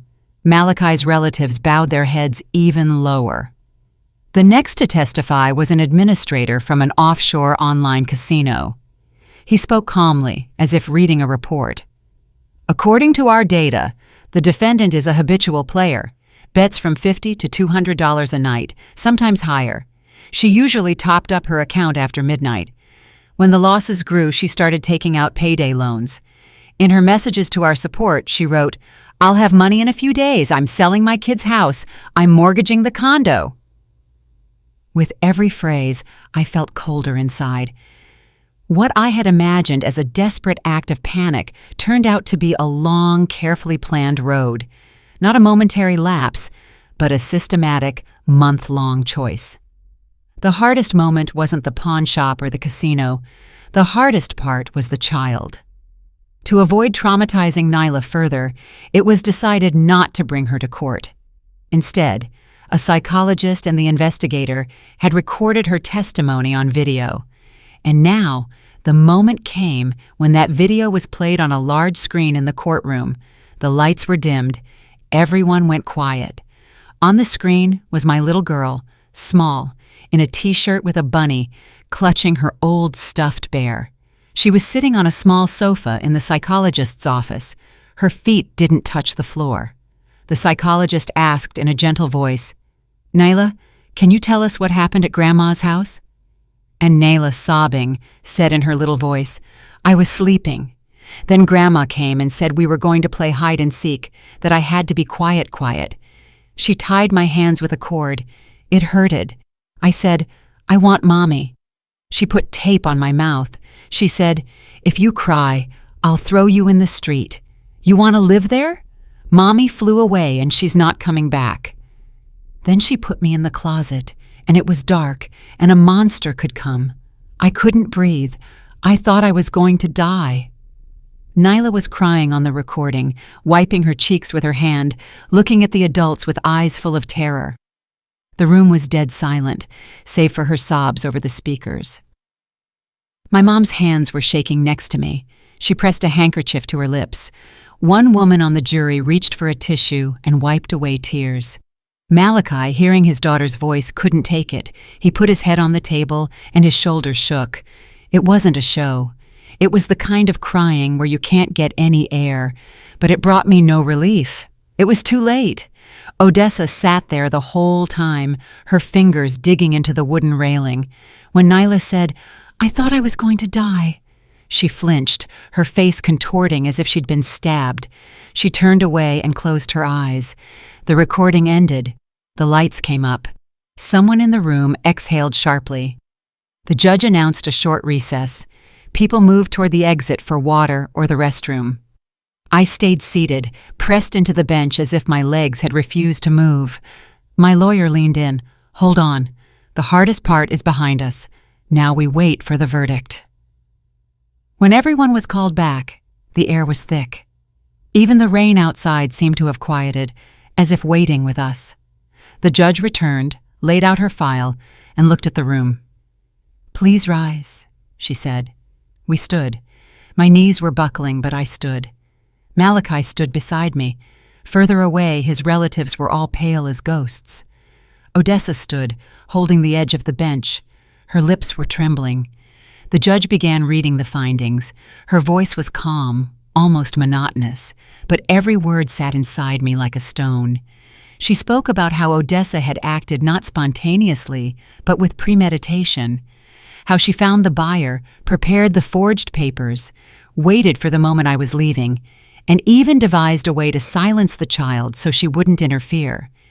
She spoke about how the defendant's age was no excuse when it came to violence against a 4-year-old, and how the fear of disgrace didn't give her the right to bind her granddaughter and tape her mouth. How the attempt to mortgage a home for gambling debts wasn't an act of desperation, but cold calculation. The judge noted specifically that the crime was committed against a minor for whom the defendant had a duty of care and protection. Instead, the child was used as a convenient object to be stuffed in a closet and forgotten while the deals were made. Finally, the judge reached the sentencing. Considering the weight of the evidence, the nature of the crimes, as well as the partial confession and the age of the defendant, the room was so quiet that even breathing felt loud. The court finds it necessary to impose an actual term of imprisonment. A suspended sentence or probation would be unjust and would not reflect the severity of these crimes. I felt the blood thrumming in my temples. My mom squeezed my hand so hard her nails dug in. The judge looked up, looked at Odessa, then at the room and said firmly, "I sentence the defendant to 7 years in a state penitentiary." Someone gasped. Inside me, everything went limp. Not a feeling of joy, just a heavy, thick relief, as if a massive, rotting log had been pulled from my chest. The judge continued, ordering the defendant to pay for the stolen property, the funds taken from the credit card, and the value of the stolen gold. The gavel hit the wood with a loud, sharp crack. Odessa went pale, staggered, and collapsed onto the bench. For a second, I thought she'd come to and start cursing me again. But no, her eyes rolled back. Officers caught her by the arms. Medics rushed in. Malachi's relatives moved toward her. One aunt started crying softly, but no one went to help her. Everyone seemed afraid to touch any part of this anymore. Malachi stood like stone. His eyes were empty, his lips tight. He wasn't looking at his mother or me. He was looking through the people at a single point. The other defendants, the pawn shop owner and his crew, also got their sentences. Some 3 years, some 5. But that was on the periphery of my mind. I sat there, my fingers digging into the bench, feeling nothing in my hands or feet. Only one thing. 7 years. 7 years. It was a lot. It was a little. But it wasn't a slap on the wrist. The judge finished and adjourned the session. The room filled with noise. People stood up, headed for the doors. The officers were already lifting Odessa to take her back. Malachi's relatives were whispering. And I realized that while the criminal trial was over, for Nyla and me, it wasn't the end. There was still the divorce, the condo, and the question of how my daughter would live from now on. The week after the trial passed in a blur. I was running to offices, gathering papers, talking to the lawyer, while one thought rang in my head. This isn't over yet. The hearing for the divorce was simpler in form, but not in meaning. Malachi and I were in the same room again. But this time, it wasn't about his mother. It was about us and our child. He wasn't acting proud anymore. Stubbled, bags under his eyes, his suit fit poorly, His shoulders were slumped. In the months of trials and losing his job, he had aged 10 years. The lawyers exchanged formalities, the judge confirmed the data, and it went quickly. This time, he didn't threaten to take the child. He didn't scream about an evil mother. His lawyer said almost immediately that Malachi agreed to give me primary custody, to see the child by agreement, and he wasn't refusing child support, but he wouldn't be fighting for control. We signed the custody agreement. Nayla was officially staying with me. Then came the conversation about the condo, the one Odessa was going to mortgage. It was in both our names. In a normal divorce, he'd get half the value after the sale.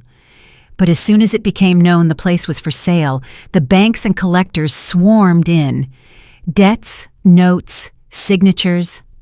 There was a literal line at the door. In the end, almost nothing was left of his half. Some went to pay off loans, some for the lawyers and court fees.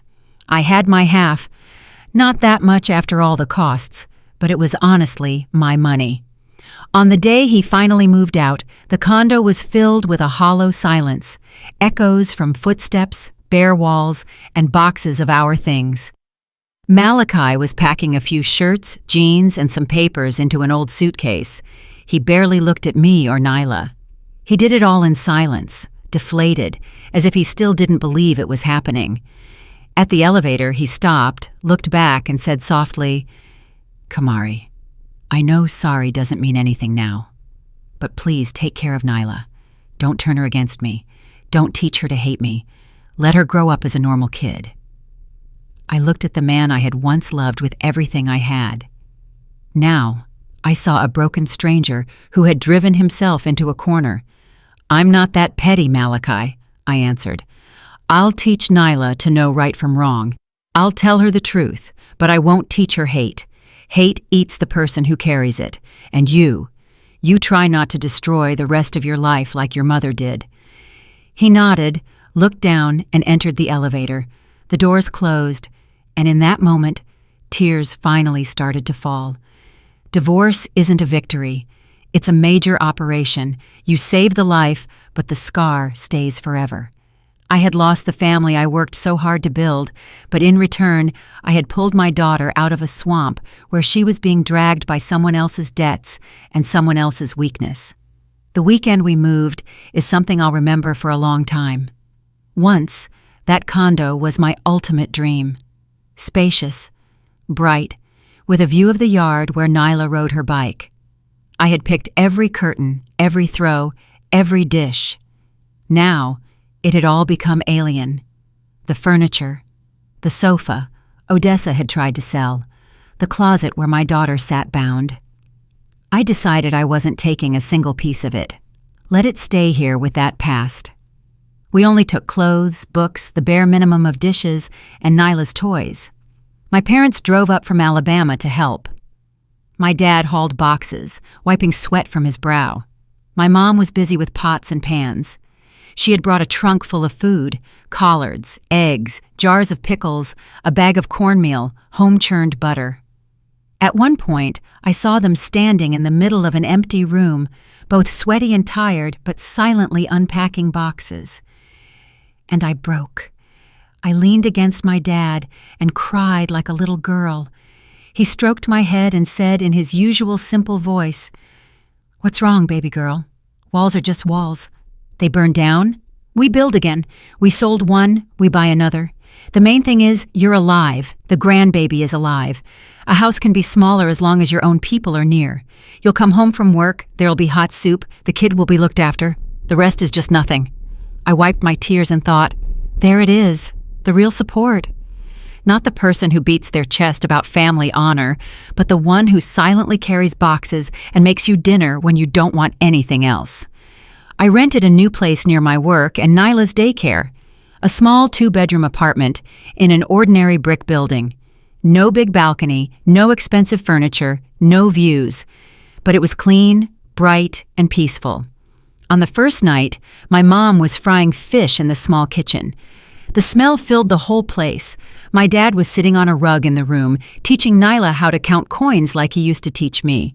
She was laughing, pouring pennies from hand to hand, and I stood in the doorway looking at them both with such gratitude that a lump formed in my throat. I suddenly realized happiness isn't square footage or a brand-name TV on the wall. Happiness is when your child laughs, and there isn't someone behind the wall who might break into your safe at any minute. We slept on a mattress on the floor that night, under new, crisp sheets. Nayla pressed against me, breathing in my ear. I lay there for a long time listening to her, and for the first time in forever, I wasn't afraid that the phone would ring at night, or that someone would come through the door, or that tomorrow would bring another threat. After a month of sick leave and gathered vacation time, I went back to work. The trip to London, of course, was gone. At the time, I thought the chance for a promotion was gone with it. Who wants a senior VP whose personal life is such a mess? I went into the office prepared for sideways looks and whispers, but people met me differently. Colleagues came up, asked how Nyla was, said, "Stay strong." On my desk, I found a cup of coffee and a small note from HR. "Kamari, we're behind you. It'll get better." Then the director called me in, a man who was usually dry and all about business. I went in, prepared for a cold talk about professional performance versus personal problems. He looked at me over his glasses, silently flipped through some papers, and said, "I know the general outline of what's been happening. It's incredibly difficult, but the way you've handled yourself, honestly, professionally, without hysterics or trying to hide the truth, it makes an impression. We need leaders like that." He put the papers aside and added, "We still want you to head the department, not because of the trip you didn't take, but because of the work you did all last year. The senior VP position is yours, if you accept." I sat there looking at him, feeling something warm rise inside. I was certain that because of this family dirt, my career was over, and it turned out that the world isn't just one person and their mother. There are other people with hearts and consciences. I nodded. "I accept, and thank you." I walked home that day differently, not as a victim, but as a person who, despite everything, still had a future. In the beginning, the nights at our house were restless. Nyla often woke up in a cold sweat, whispering through tears, "Mommy, just don't tie my hands. Don't close the door." I'd hug her, stroke her head, and repeat the same thing. "It was a bad dream. Mommy is here. No one's ever going to put you in there again." We started seeing a child psychologist. Once a week after daycare, we'd go to a small center where, in a room full of toys and crayons, Nyla played, drew, and talked about the bad grandma, the closet, and the fear. The psychologist gently helped her pull that horror out and process it. Gradually, the night terrors became rarer. Nyla started playing hide and seek again. She stopped being afraid to go into a dark room if I was nearby. The scar on her wrist faded, and I believed that in her soul, the dent would eventually smooth out too.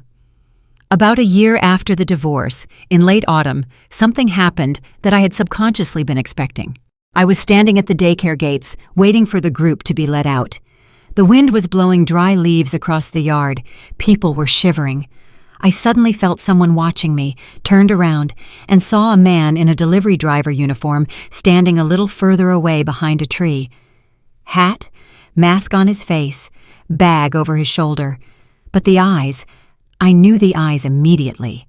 Malachi. He had gotten even thinner. His face was weathered, the wrinkles deeper. In his hands, he held a crumpled plastic bag, as if he didn't know what to do with it. Seeing that I recognized him, he awkwardly pulled off the mask and tried to smile. "Hello, it's me, Nyla's father. I was nearby for work, saw the daycare, thought it was about time for them to be out." Just then, the group came out into the yard. Nyla first pressed against me when she saw him. Memories live deep in children, but children also know how to forgive more easily than adults. Malachi dug into the bag and pulled out a cloth doll, simple, from a discount store. "This is for her. I know her birthday was yesterday. I don't have much money, couldn't buy anything better." I looked at that doll, then at his hands, cracked from labor. "Nyla, go ahead, take the present. I said softly. She walked over slowly, took the doll with both hands, looked at him, and said barely audibly, "Thank you, Daddy." Malachi's lip trembled. He turned away quickly, coughing to hide that he was crying. Then he crouched down, wanting to hug her, but he looked at his fingers, stained with grease from work, and changed his mind. He only gently touched her sleeve. "Thanks for letting me see her," he said to me. "Okay, I gotta go. The delivery won't wait." He jumped on an old moped, started it up, and rode away, leaving behind a puff of blue smoke and a heavy feeling in my chest. I watched him go and suddenly realized I felt no hate, no malice, no satisfaction. Just a light, weary pity. We truly were from different worlds now. I had a job, a new home, a daughter who was slowly getting her childhood back. He had debts, side jobs, and a mother who would come out of prison with a brand on her for life. And the worst punishment for him wasn't the court or the firing. It was living with the memory of how he couldn't protect his own family every time he saw a happy one. In that moment, I knew I had finally forgiven him, not for his sake, but for mine, so I wouldn't have to carry that weight anymore. 3 years have passed since then. Now, as I tell this story, Nyla and I are standing in an airport, a large, bright building of glass and steel. Flight announcements over the speakers. Our number is on the board. Suitcases in hand, my other hand holding the palm of my now second grader. The sky is clear outside, sun shining, planes taking off one after another. At work, they launched a program where you can combine a business trip with a vacation. Leadership suggested I go to a conference for a few days and then stay for a week with my child to relax in Europe. And here we are, waiting for boarding. Nayla, pressed against the glass, whispers excitedly, "Mommy, look at the big plane. Are we really going to fly that high, right over the clouds?" I smile and stroke her hair. "We're going to fly high and far, baby, to a beautiful place. You and I earned this." The phone in my pocket vibrates. A text from my mom. A photo of the garden back in Alabama, greens, okra, and some yellow fluffy chicks. The caption is misspelled but sweet. "Don't you worry none, enjoy, home is looked after." I smile, squeeze the phone, and turn off the sound. Let that world of courts and debts stay behind for at least 2 weeks. My life isn't a fairy tale. I'm still a single mom. Sometimes at night, I lie there looking at the ceiling, thinking about how to handle all the bills, how to get Nyla into her dance class, how to help my parents with their meds. Sometimes it gets lonely, but I am free. Free from the feeling that I'm living on someone else's powder keg. Free from people who are ready to sell a child to save their own honor. I am the master of my own life. I know the value of myself and my work. I hear about Odessa through bits and pieces from distant relatives. They say she finished her time, moved back to her small town, and goes to church every day, lighting candles, sitting quietly in the back rows. Let her live how she can. That's not my story anymore. Malachi works as a courier. Sometimes he sends small amounts to Nyla's card and signs it. A gift from Dad. I don't forbid it. Nyla has the right to decide how to feel about him when she grows up. The plane gains altitude. In the window is a blue, almost white sky, soft clouds like cotton. I look down at the tiny houses and roads and think about how strange everything turned out. It felt like life ended that day I stood in the hallway and heard them ripping tape and moving my TV. But now it's a different morning, a different sky, and a different me. I once read a phrase that stuck in my head. Sometimes, to truly be born again, you have to go through the pain that breaks your bones. Now I know that's true.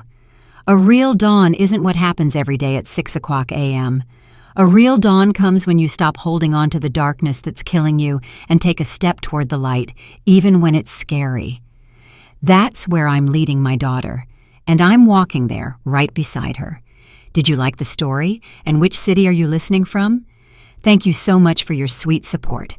I'm looking forward to your comments on the story. On the screen, you can see 2 new life stories that I highly recommend. There's so much more on my channel. Don't forget to subscribe. See you in the next life story. With love and respect,